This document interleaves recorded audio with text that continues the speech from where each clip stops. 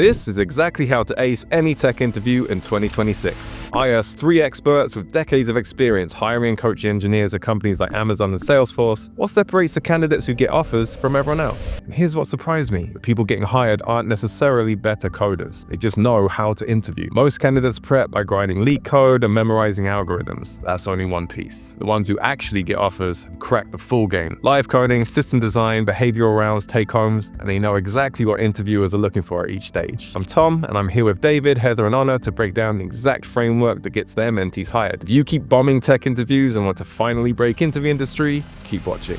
The tech interview landscape. Heather Morelli, who's led engineering teams at Salesforce and Tableau, put it this way. Tech interview is about getting as much out of your brain as possible in 45 minutes. As somebody who is an engineer myself, I don't like the small talk at the beginning, so I might jump right into it and start asking you the questions within 30 to 40 seconds of you interviewing yourself. So I think that's one big difference that might throw a lot of people off. So if you are an individual who is used to a lot of pleasantries, expect that may not always happen. I don't want to hear the fluff. I want to get right into the theory or the academia or the real world practicality. And so I'm not looking for you to find the best word choices, but I just want to get right into the meat of what we're discussing and hear from you. Honor again, a senior engineering manager at Amazon who's run over 300 interviews, told me the biggest misconception is that companies are just looking for the best coders.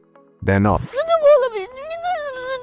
When it is called a tech interview, the candidate thinks that, okay, I'm going to answer a coding question, I'm going to answer a system design question, and what is before that is just snack before the meal. It is not. And I see this from the mentees as well. Can we just focus on the system design part? No. I see that you will pass the system design part from your even CV. I see that you can pass that, but it's not easy to pass the behavioral part. So they should understand that the tech companies don't go for the best coder, I need to hire the best coder. No, they hire great engineers who can fit into their culture and collaborate long term. And David Garcia Casas, a senior program manager at Amazon, reminded me that the people who stand out show curiosity, resilience, and a willingness to experiment. We are looking for people who have the technical expertise, but also a kind of mindset of, let's say, innovating, experimenting, be willing to fail in order to succeed. So it's a combination of all these factors. So you need to have the technical skills together with this kind of mindset. And it's better you have experience, of course, depending on the role. But I think that mindset and technical skills are really important in tech interviews. So when you're preparing, remember, the test isn't just, can you code? It's,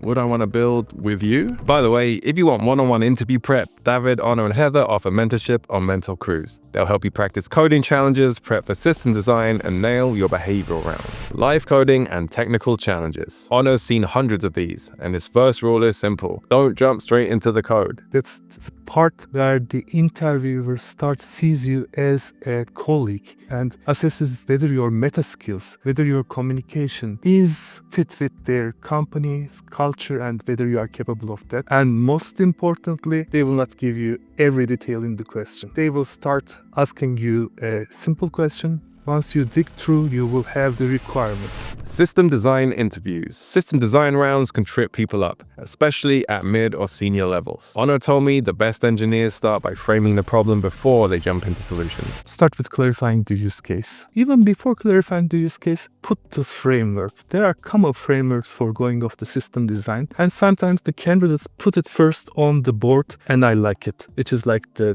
requirements. I will check the constraints, I will do a high level, I will go with data model, and then we discuss trade-offs, etc. I love it, and the candidate will not forget it during the interview. Then you ask the questions, you get the requirements. Think at that point that's your collaborator in the company, which you need to, as an analyst or as an engineer, understand the requirements. Spend good 3-5 minutes understanding the requirements if it's a 20-minute technical interview. Heather added that context matters. A system design interview at a 200-person startup looks very different from one at a 20,000-person company. The more you understand who's in the room, the better you can tailor your answers. One thing I would also recommend is understanding the size of the company, how much they might be following a rigid structure for their interviews, and then who are the people who are going to be interviewing you and doing some research on them to understand how might they want to approach this. Some people might want to get really into the particular tools and technologies and what they actually do and knowing all the names. Others want to know how you work with a team and are you able to ask the right questions and can you go Google what you need to, or now how much of the AI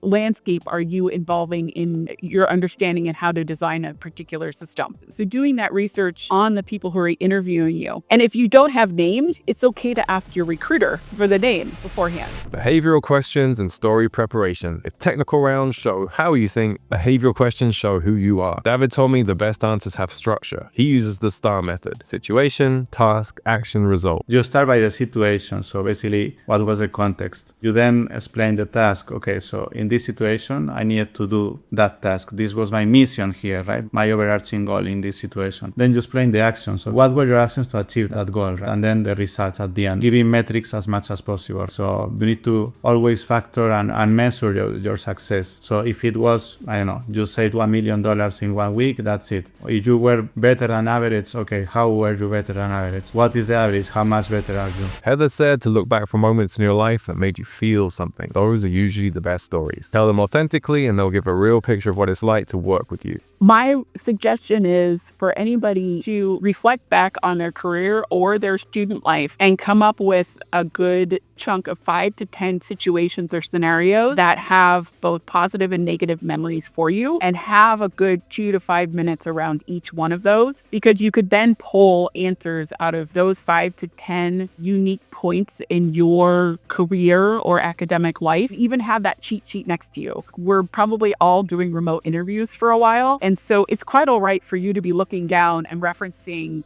your bits and pieces. Don't forget the interviewee's doing the same thing. They've got their questions, they're looking down. So why can't you look down? And you could just encapsulate it beforehand and you let them know, I'm referencing my notes. You could even show that humanity and that personality as well, because that's also what I'm looking for in a behavioral question, is not just the meat of it, but how you are sharing that with me. That's going to come across and have me reflect on how are you going to be in a teamwork environment. Anna reminded me, don't just prepare your stories, rehearse them. Say them out loud, get feedback, and refine them until they sound like you.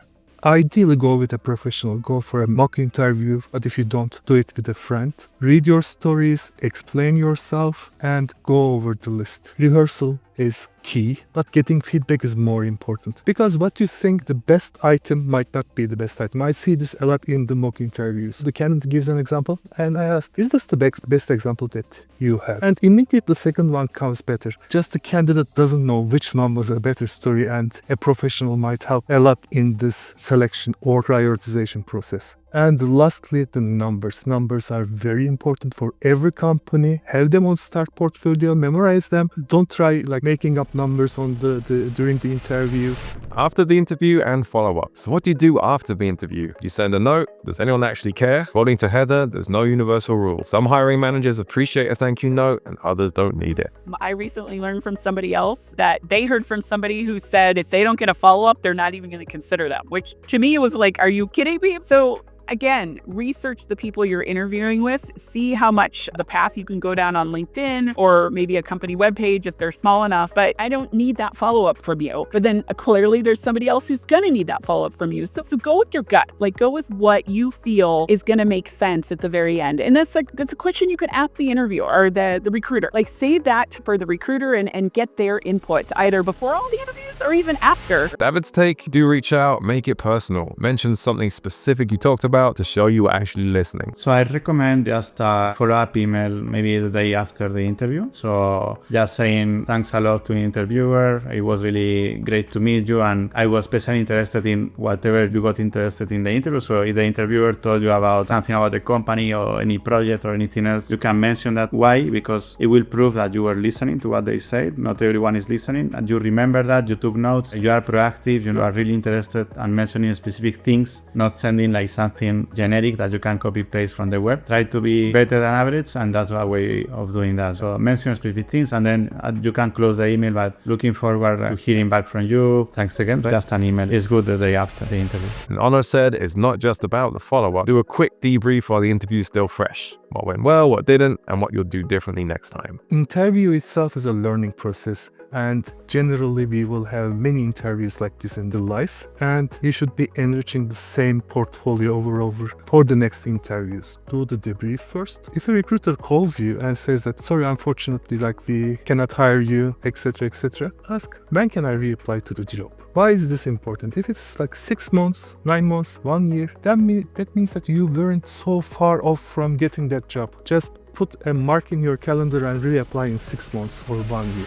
That's it. Tech interviews aren't about having perfect answers. They're about showing who you are, how you think, and why you're the person they want on their team. Preparation beats luck every single time. Now, getting interviews is its own challenge. If you want more insight into what's really happening in the job market right now, watch this video. And if you want personalized help crushing your next tech interview, you can find a mentor on Mentor Cruise. Link below. Thanks for watching.